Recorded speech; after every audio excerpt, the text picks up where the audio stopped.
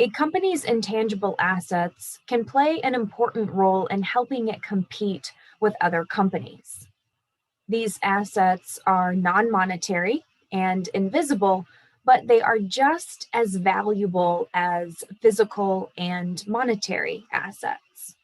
There are at least four different types of intangible assets that are relevant to training and development: human, intellectual, social, and customer capital. All four types can be either directly or indirectly influenced by training and development.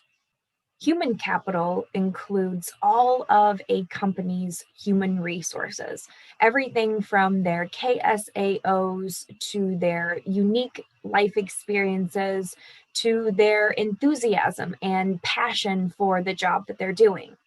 Intellectual capital refers to all of the knowledge that exists within an organization.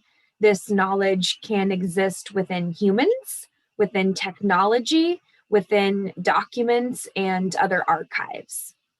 Social capital refers to all of the relationships within an organization, relationships between managers and employees, for instance. Customer capital includes all of the relationships that a company has with its customers.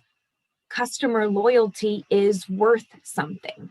All of these intangible assets are worth something.